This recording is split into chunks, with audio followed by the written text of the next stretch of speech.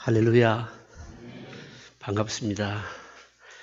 저 위에 산동네 있다가 이 아래쪽으로 내려오니까 마음이 굉장히 참 푸근하고 포근한 것 같아요. 교회 안에도 들어오니까 굉장히 아담하고 좋습니다. 옆으로 늘 지나다녔었는데 아니 어떤지를 한 번도 못 봤는데 오늘 들어와 보니까 참 좋네요. 감사합니다. 오늘 이 말씀을 가지고요. 신앙의 집 그런 제목으로 말씀을 나누도록 하겠습니다. 1998년도에 우리나라에 그 외환 위기가 왔을 때에 IMF로부터 여러분 우리가 구제 금융을 받지 않았습니까? 그때 많이 나온 말이 뭔가 하면 워크아웃, 퇴출이라고 하는 말들을 많이 들어보셨을 것입니다. 퇴출이 뭐냐? 여러분 다 아실 겁니다. 거천번들어한데 재무구조가 좋지를 못해서 그러니까 자생적으로 뭔가 일어날 수가 없어서 그 외부의 힘에 의해서 문을 닫는 것, 이게 바로 퇴출인 겁니다. 과거에는요, 은행이 문을 닫는다. 우리가 상상하지 못했던 일 아닙니까? 네, 은행이 문을 닫으니까 은행에 돈을 빌려서 회사를 경영하던 기업들이요, 다 무너지고, 기업이 무너지고 문을 닫으니까 한꺼번에 직장을 잃고요. 이게 바로 퇴출, 워크아웃 때 일어난 바로 일입니다.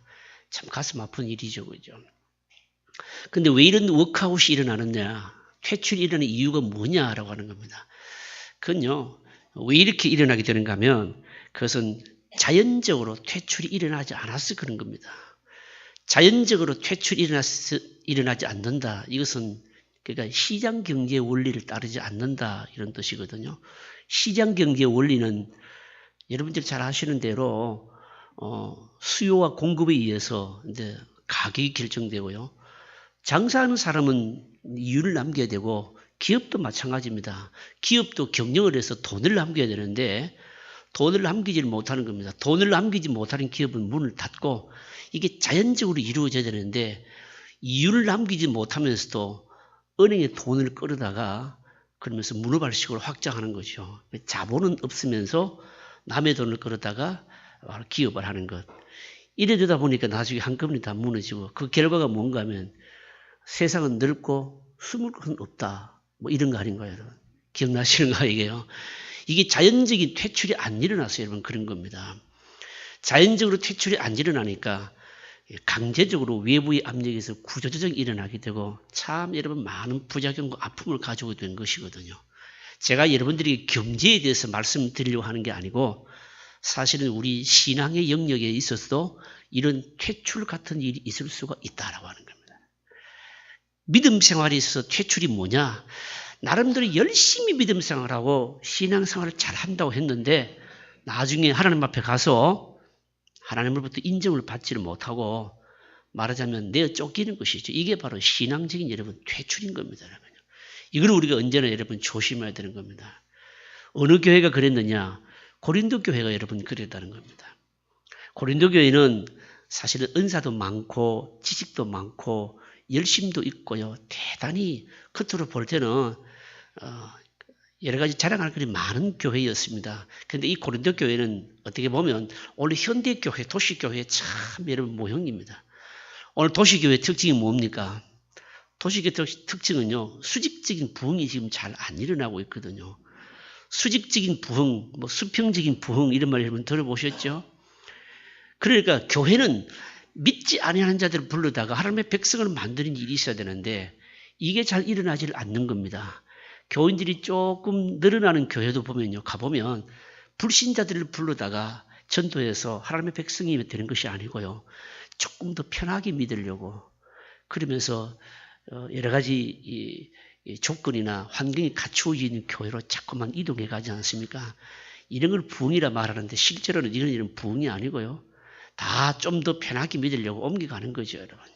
그러니까 실제로는 하나님 나라에서는 바로 하나님 나라는 바닥에서부터 확장이 되는 것인데 열심으로 안 믿는 사람을 전도해서 전도하고 하나님 백성을 만들어야 되는데 이런 일들이 안 일어나고 있는 겁니다. 고린도 교회가 열심도 대단하고 지식도 있었지만 사실은 이런 부분에 열심은 있는데 그 열심은요, 복음적인 열심이 아니고 전부 인간적인 바로 열심이었다라고 하는 겁니다. 바로 이런 바로 교회를 향해서 바울이요, 건축자의 비유를 들어서 신앙의 집을 새롭게 건축해야 된다라고 하는 그런 의미에서 말씀하는 그런 내용입니다. 오늘 우리가 이 말씀을 통해 가지고 하나님께서 기뻐하시는 헌신, 하나님께서 기뻐하시는 교회 어떤 모습인가 우리가 한번 좀 생각해 보고, 훗날에 우리가 하나님 앞에 섰을 때에 퇴출당하지 아니하고 칭찬 듣고 또 상급을 얻는 이런 믿음의 헌신들이 일어날 수 있기를 바랍니다. 먼저 첫 번째로 생각할 것은요, 오늘 건축자의 비유를 말씀하면서 건축을 하는 데 있어서 가장 중요한 것은요, 기초가 중요합니다. 기초의 중요성을 말씀하는 겁니다. 여러분, 집을 지을 때 이 기초의 중요성은 아무리 강조해도 여러분 지나침이 없죠. 저희 교회도 지금 이제 다음 달에 공사를 하나 착고 하는데 약 한 40억 정도 공사가 되는데 한 1년 정도 준비를 해보니까 지하 2층을 파고 지상 4층을 올리는데 그 비용이 말입니다. 지하 2층을 파고 공사하는 비용이요, 지상 4층 올라가는 것과 거의 공사비가 맞먹더라고요. 저는 건축을 잘 모르는데 물어보니까 기초 골조 공사가 그렇게 중요하다는 겁니다. 여러분, 우리나라가요, 부실 공사하면은 두 번째로 가려면 서러운 나라 아니었습니까? 그죠? 요즘 이 부실 공사가 다 중국으로 다 간 것 같아요, 여러분. 백화점도 무너지고요. 그리고 또 한강 다리도 무너지고요.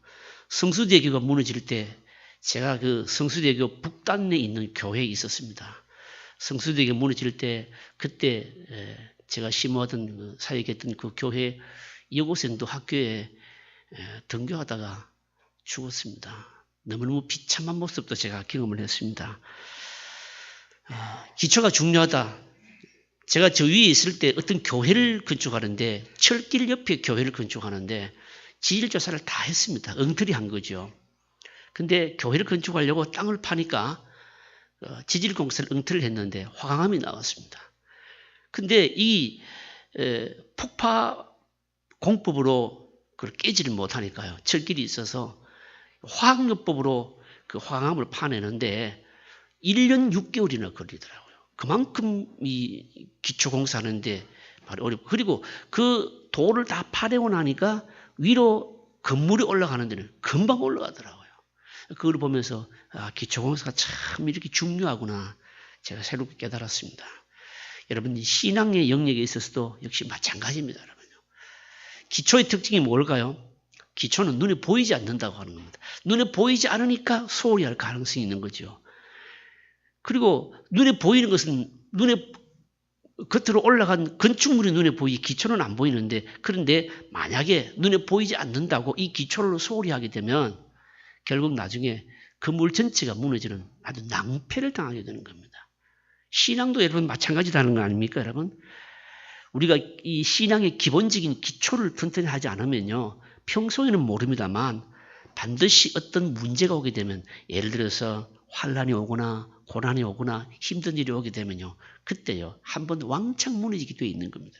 그래서 신앙의 기초로 하는 것은 그것도 바로 이 건축물의 기초와 같이 중요하다고 하는 것입니다. 예수님께서는 마태복음 7장에 비가 내리고 창수가 나고 바람이 불어 그 집에 부딪히되 이렇게 말씀하는 겁니다.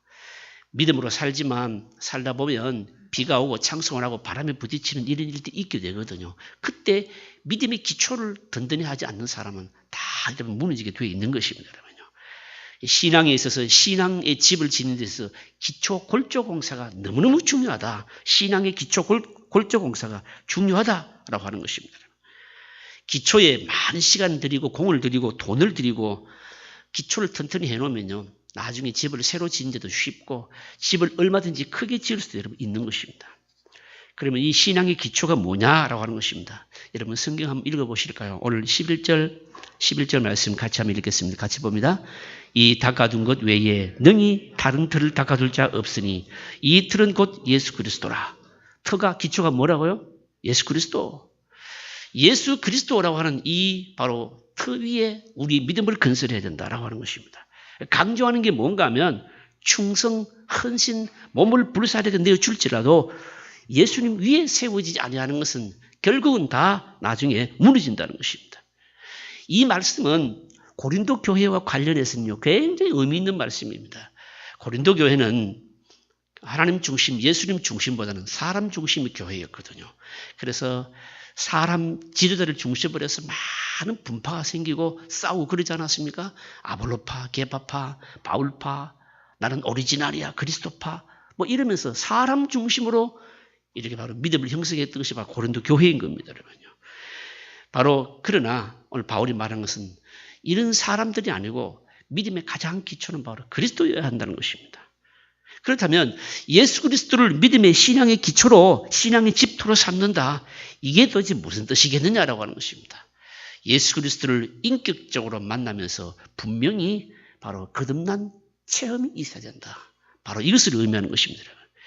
인격적으로 그리스도를 만나고 그리스도를 만나고 난 이후에 내 삶이 변화되는 순간이 있어야 된다는 것이죠. 이게 뭔가 하면 이게 사실 신앙의 골조 공사라고 하는 거예요.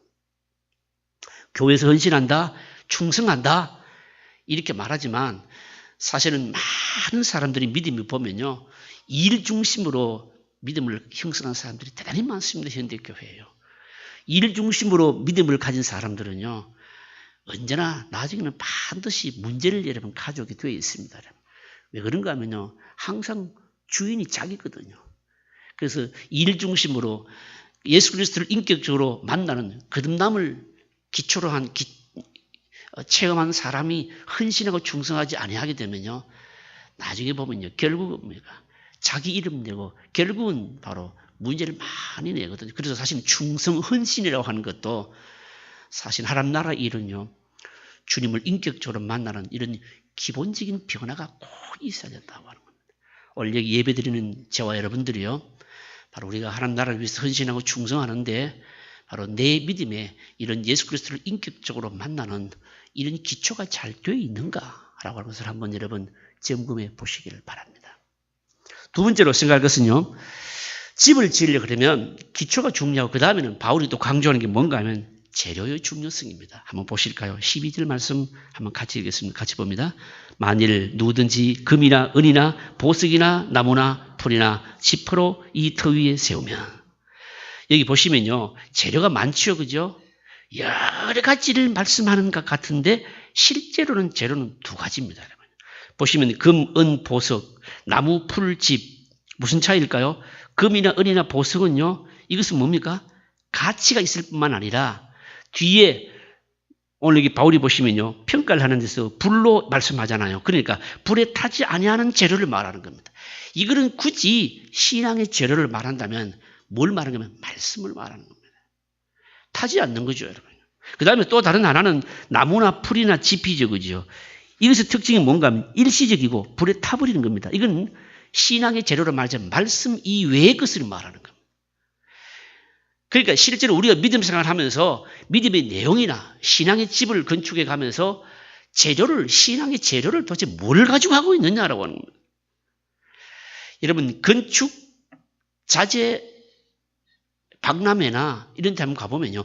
야, 이런 건축 재료도 있었나 싶을 정도로 보통 사람들은 알지 못할 별 희한한 재료들이 여러분 다 있는 겁니다. 여러분.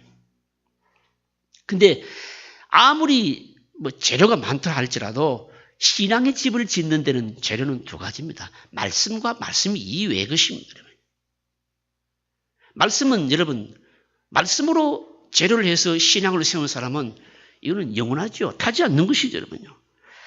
건축자들이 신앙을 건축한 자들이 다 금이나 은이나 보석으로 하지 않고 나무나 풀이나 지푸로 하는 이유가 뭔가? 여러분 한번 잘 한번 돌아보십시오. 어떤 교회나 어떤 사람의 믿음이요. 도대체 무엇을 가지고 건축되어 있는지 한번 살펴보시면 여러분 알 겁니다. 대부분요. 나무나 풀이나 집 이런 것으로 여러분 건축 재료로 신앙의 집을 세운 사람들이 많이 있습니다. 여러분. 금이나 은이나 보석 가치도 있지만 타지 않는 이런 재료를 가지고 집을 지어야 되는데 그런데 왜 금이나 은이나 보석이나 이런 가치 있는 타지 않는 것으로 집을 짓지를 않고 나무나 풀이나 지프로 이런 것으로 건축을 하느냐? 그 이유가 뭐냐라고 하는 것입니다. 사실 여러분 말씀의 이 재료는요 그렇게 매력적이지를 못합니다, 여러분요. 우리나라 성도님들의 그 신앙을 가만히 보면요, 이 간증이나 예화 같은 것을 굉장히 좋아하고 거기에 체질이 다 사실은 굳어져 있습니다. 예화나 간증이나 이런 것들을 가지고 신앙의 재료를 삼은 사람들은요, 어떤가 하면 금방 알아들을 수 있고 참 은혜가 되잖아요. 그렇지만 이런 것들로 신앙을 채워나가면요, 그 사람의 신앙은 죽순신앙입니다. 죽순신앙의 특징이 뭔 줄 아십니까? 퍼먹기는 좋은데 나중에 여러분 힘을 하지를 못합니다. 힘이 없어요, 이게요. 그래서 예화나 간증이나 또 아니면은 일시적으로 나에게 와 닿는 이런 재료를 가지고 신앙의 집을 세워놓은 사람들은 막 은혜 된다 그러는데 결정적인 순간에 힘이 없어요. 다 무너지고 일어나지를 못하는 것이죠. 그리고 더 중요한 것은 왜 이렇게 금이나 은이나 보석 이 말씀의 재료를 가지고 신앙의 집을 건축하지 않느냐. 결정적인 이유는요. 성경이 이 말씀은 자꾸 우리의 뭡니까? 죄를 지적하거나 책망하는 요소가 있기 때문에 그렇습니다. 여러분 성경을 보시면 축복받으라는 말씀이 많습니까? 아니면 우리의 죄에 대해서 책망하거나 지적하는 말씀이 많습니까? 축복받으라는 말씀은 사실 그렇게 많지는 않아요. 거의 대부분 죄에 대해서 지적하거나 책망하거나 이런 내용이 더 많죠, 여러분요. 그런데 이 성도들이요, 교인들이 말입니다. 죄를 들추어내고 죄를 책망하고 죄를 끊기 위해서 이런 것들에 대해서 말씀을 하게 되면 이런 설교를 들으면 내가 치료를 받는다라고 생각해야 되는데 그렇지를 않고 지금 야단 맞고 있다 이렇게 생각하는 거예요. 교인들이 교회 와서 지켜 세움을 받고 칭찬 들으면서 믿음 생활을 하고 싶지 야단 맞으면서 믿음 생활을 하고 싶은 사람은 많지 않거든요. 여러분 설교자도 마찬가지입니다. 설교자도요. 말씀이니까 사실 선포하는 것뿐이고 그리고 말씀이니까 가르칠 뿐이지 교인들 듣기 좋은 말 하면요. 얼마나 좋습니까, 여러분요. 그런데 성도들이 듣기 좋은 말을 하게 되면 그런 목사가 아니고 뭐가 됩니까? 기생오라비가 되는 거예요. 원래 목회자는 하나님과 사람 사이의 가운데 서는 사람이거든요. 죄인들을 하나님께로 인도하고 말입니다. 말씀을 가지고 상황을 해석하면서 죄인들을 하나님 앞에 나아올 수 있도록 안내하는 자 아닙니까? 때로는 하나님 편에 서야 되기도 하고 때로는 뭡니까? 사람 편에 서서 사실은 여러분 목회자가 여러분 그래서 여러분 힘드는 겁니다. 여러분. 말씀이니까 선포하고 또 우선 듣기는 싫은지 모르겠지만 말씀을 들으면요 사실은요 실제로 치료를 받게 되는 겁니다. 여러분. 예를 들어서 여러분 병원에 갔는데 말입니다. 의사가 이게 증상만 누르뜨리려고 진통제만 주고 그리고 환자의 심리적으로 듣기 좋은 말만 한다면은 그거는 여러분 병원이 아닌 거지요. 그건 거짓 위안을 주는 것이고요. 사실은 여러분 범죄입니다, 여러분요. 그래서 사실은 이 말씀을 가지고 목회하는 사람들은 우리 박 목사님도 참 말씀 중심으로 목회하는 아마 목사님으로 내가 목회자로 알고 있는데 사실은 여러분 오늘 이 시대에요. 필요한 목회자와 필요한 교회는요. 그런 교회입니다, 여러분요. 여러분 인프라가 다 갖추어졌고요. 세상적으로 지위가 있고 돈 많은 사람들이 모인 그런 교회가 좋은 교회라고 생각하시는 모르지만 그건 착각입니다. 여러분 속는 거예요, 여러분요. 정말 좋은 교회는요. 그리고 건강한 교회는 말씀이 있는 교회입니다, 여러분요. 그리고 목회자들은 말씀을 가지고 목회를 하게 되면 교인들이 그렇게 양적으로 그렇게 빨리 부흥이 안 됩니다, 여러분. 때로는요. 교인을 잃을 각오도 여러분 해야 됩니다. 그렇지만 영혼의 치료는 다 수술이기 때문에 여러분 말씀으로 수술한 이 일을 여러분 하지 않으면요. 결국은 나중에 다 무너지게 되어 있는 겁니다. 신앙생활 하면서 조심해야 될 것은요. 교인의 입장에서 보면 살부터 찌는 것을 조심해야 됩니다. 요즘 소아비만이 참 문제가 되고 있지 않습니까? 아이들이요. 자랄 때는 일단 좀 키가 커야 좀 멋이 있습니다. 여러분. 저도 이 키가 작아서 얼굴도 그런데 키까지 작으니까 영 그렇지 않습니까, 여러분요? 키도 크지도 않는데다가 거기다가 살만 찌면요 정말 볼품 없거든요, 여러분. 여러분 마찬가지입니다, 여러분. 말씀의 공급을 제대로 받아서 키가 제대로 크고 그리고 살을 찌워야 되는 겁니다. 말씀 없이 오랜 신앙생활 하는 사람, 봉사 중심으로 신앙생활 하는 사람들은 여러분 결국은요 다 무너지게 돼 있는 겁니다, 여러분. 그래서 베드로 사도가 베드로전서 2장 2절에 보시면 갓난 아이들 같이 순전하고 신령한 저들을 사모하라. 그 다음 말씀이 뭔가 하면 이로 말미암아 너희로 구원에 이르도록 자라게 하려 함이니라. 여러분 만약에 어린아이에게 말입니다. 젖을 먹이지 않고 설탕물을 먹인다면 어떻게 될까요? 여러분 그런 경우 많이 있잖아요. 어머니들이 말입니다. 해산을 했는데 젖이 묽어서 말입니다. 그 묽은 젖을 먹이게 되면 아이들이 여러분 술사하고 그러잖아요. 순전한 젖을 먹어야 되거든요, 여러분요. 그리고 나서는 뭡니까? 또 때가 지나면 뭐 젖을 먹다가 이유식 때가 되면 한바탕 소동이 여러분 벌어지잖아요. 계속 젖만 먹고 있으면 안 되거든요, 여러분요. 단단한 음식을 여러분 먹어야 되는 겁니다. 히브리서 5장 12절에 보시면 때가 오래 멀어 너희가 선생이 될 터인데 너희가 다시 하나님의 말씀의 초보가 무엇인지 누구에게 가르침을 받아야 할 것이니 젖이나 먹고 단단한 식물을 먹지 못하는 자가 되었도다. 말씀으로 자라야 되는데 이 부분이 없으니까요. 이 부분이 없으니까 결국은요. 여러분 힘이 없는 겁니다. 여러분 어른은요. 단순히 키만 크다고 어른이 아니거든요. 나이만 먹는다고 어른이 아닙니다. 어른의 특징이 뭡니까? 어른은 경험과 지식도 있어야 되지만 어떤 일을 감당할 수 있는 능력과 책임감이 있어야 되거든요. 어른은요. 감정적으로도 정서적으로도 안정이 되어 있어야 되고요. 위기나 어려움에 흔들리지 아니하는 의지가 있어야 됩니다. 그리고 살아가면서 이게 소위 심리학적 용어가 방어기제라고 하는 것인데 예를 들어서 어떤 위기나 어려움이 왔을 때 그 어려움을 뭡니까? 대처해내고 이길 수 있는 바로 능력인데 말씀을 가지고 훈련받고 성장하고 자란 사람은 성숙한 사람은 어려움이나 위기가 와도 패닉이 될 만한 그런 상황이 와도 능히 그때나게 여러분 이겨내는 것입니다. 여러분 믿는다고 다 되는 것이 아니고요. 자라가야 되거든요. 골조를 했으면 골조 공사를 했으면 그 다음에 채워나가야 된다는 겁니다. 그럼 뭘로 채울 것이냐? 뭘로 채우는가 하면요. 여러분 공사할 때 집 지을 때 보면 여러분 그러지 않습니까? 골조를 해놓고 나서 그 다음에 거기에 맞는 전기 시설도 해야 되고 수도 시설도 해야 되고 인테리어 시설도 여러분 해야 되지 않습니까? 거기에 해당되는 것이 바로 이 말씀의 재료를 가지고 채워나가는 것이다라고 하는 겁니다. 헌신하라 그러니까 일 열심히 하세요. 땀 흘리고 충성하세요. 봉사하세요. 사실 말씀의 재료로 성숙하고 훈련되어 있고 채워져 있는 사람은 헌신하세요. 봉사하세요. 그래 안 해도 여러분 다 충성하고 봉사하고 헌신하는 거죠. 여러분요. 온전한 집이 되기 위해서는 골조 공사를 마치고 그 집에 맞는 여러분 시설이 꼭 필요한 겁니다. 여러분요. 마찬가지입니다. 여러분 교회는요. 사실은 여러분 이렇게 말씀으로 채워나가는 훈련들을 성숙하는 이 훈련들을 계속해야 된다는 것이죠. 여러분 우리가 헌신하기 위해서는 더 신령한 저지를 사모해야 됩니다. 거룩한 말씀으로 자신을 훈련시키는데 시간을 내고 투자를 해야 되는 것입니다. 여러분. 이게 뭡니까? 이게 헌신입니다. 여러분.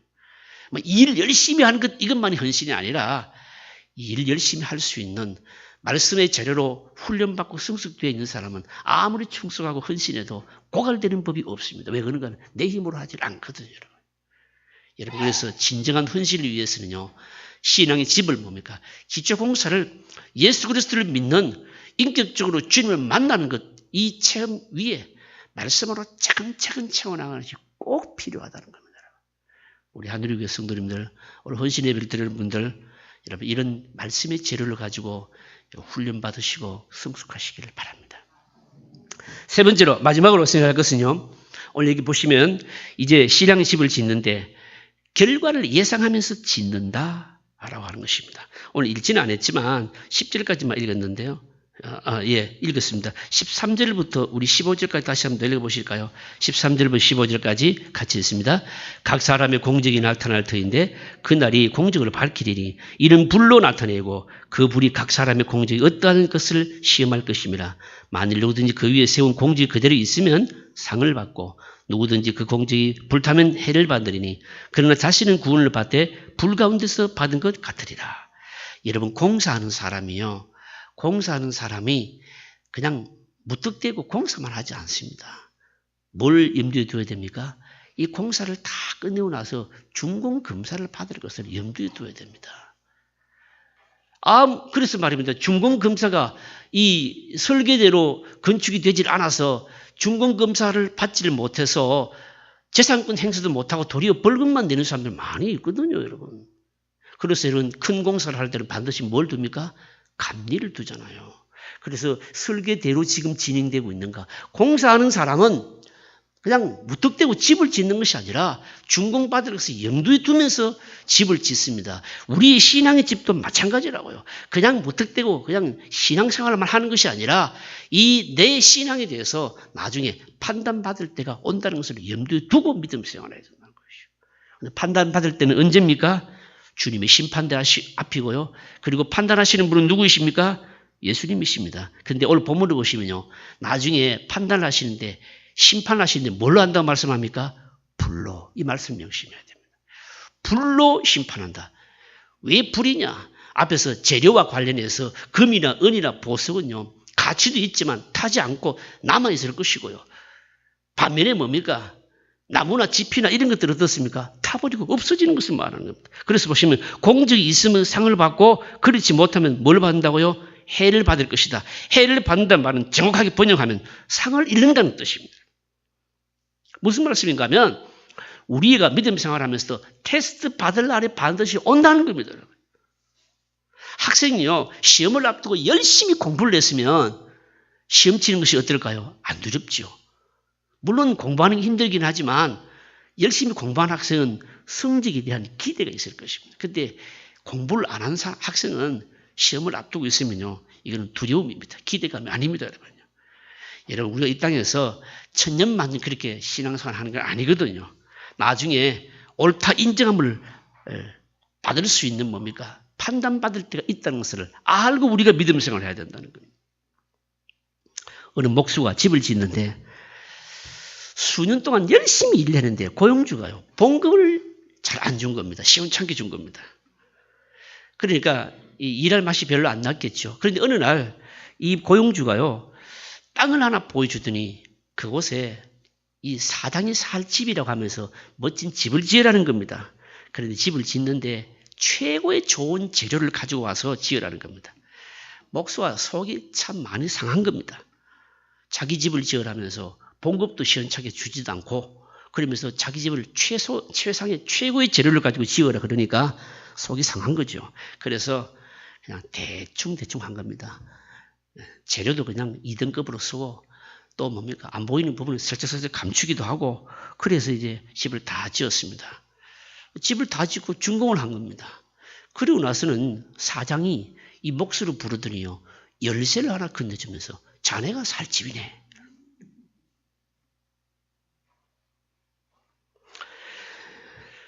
그때 뭡니까? 후회해도 어떻습니까? 소용이 없는 것이거든요. 여러분 우리가 믿음 생활하면서 언제나 그냥 이 땅에서 믿음 생활이 끝나는 것이 아니고 주님 앞에 가서 판단받을 때 있다는 것을 생각하면은 여러분 우리가 함부로 믿음 생활할 수가 여러분 없습니다. 여러분. 말씀을 정리하겠습니다. 우리가 헌신하고 충성한다라고 할 때 하나님의 나라는요. 그 사람이 어떤 일을 많이 했느냐 또 어떤 일을 할 것이냐 그리고 어떤 조건을 가지고 할 것이냐 이게 중요한 게 아니고요. 성경은 그 사람이 어떤 영적인 배경을 가지고 일하느냐 이런 것들을 중요하게 보거든요. 그러니까 하나님 나라의 관점과 세상 나라의 관점은요. 완전히 여러분 다릅니다. 여러분. 많이 하고 큰 일하고 잘하는 게 아닙니다. 여러분. 많이 하고 큰 일하고 자기 이름 드러내는 사람 얼마나 많습니까? 사람들 보기에 대단한 업적을 이루고요. 문제 일으킨 사람들이 많거든요. 그건 진정한 헌신과 충성이 아닙니다. 여러분. 진정한 하나님 나라의 헌신과 충성은 중요한 것은 그리스도를 기초로 해서 인격적으로 만나는 분명한 체험이 있는 기초가 있느냐. 말씀으로 집을 채워나가느냐. 말씀의 재료를 가지고 신앙생활을 하느냐. 그리고 나중에 판단받을 때 늘 염두에 두고 믿음 생활하는 사람들 건강한 믿음 생활이고 아름다운 집을 지을 것이고 나중에 상급을 얻게 될 것입니다.